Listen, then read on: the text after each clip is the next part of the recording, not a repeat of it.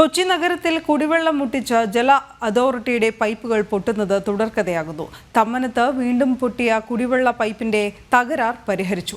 ബുധനാഴ്ച Thammanam junction സമീപവും pipe പൊട്ടിയിരുന്നു.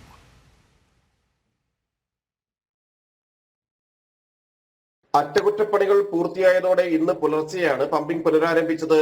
Palarivattom Thammanam റോഡിൽ pipe line ജംഗ്ഷനിൽ ഇന്നലെ വൈകിട്ട് 5 മണിയോടെയായിരുന്നു വീണ്ടും കുടിവെള്ള പൈപ്പ് പൊട്ടിയത്. കുടിവെള്ളം കുത്തിയൊഴുകി റോഡിൽ വലിയ ഗർത്തവും രൂപപ്പെട്ടിരുന്നു. ആലുവ പമ്പ് ഹൗസിൽ നിന്ന് തമ്മനം പമ്പ് ഹൗസിലേക്ക് കുടിവെള്ളം എത്തിക്കുന്ന 700 mm പ്രിമോ പൈപ്പായിരുന്നു പൊട്ടിയത്. വാട്ടർ അതോറിറ്റി ജീവനക്കാരെത്തി സംസ്കാര ജംഗ്ഷനിലെ വാൽവ് അടച്ചു നടന്ന അറ്റകുറ്റപ്പണികൾക്ക് ശേഷമാണ് തകരാർ പരിഹരിച്ചത്. തമ്മനം വഴിയുള്ള ഗതാഗതവും തടസ്സപ്പെട്ടിരുന്നു. ഈ പൈപ്പ് എന്ന് പറഞ്ഞാൽ സംസ്കാര ജംഗ്ഷൻ മുതൽ അനന്തപുരം ക്ഷേത്രം വരെയുള്ള സ്ഥലത്ത് പഴയ പൈപ്പ് പ്രീമോ പൈപ്പ് തന്നെയാണ് കിടക്കുന്നത്. പക്ഷേ അപ്പുറത്തേക്കും ഇപ്പുറത്തേക്കും പൈപ്പ് രണ്ട് സൈഡിലേക്കും പൈപ്പ് പുതിയ പൈപ്പ് ഇട്ട് കഴിഞ്ഞു. പക്ഷേ ഈ പൈപ്പ് മാറ്റാൻ കഴിഞ്ഞിട്ടില്ല.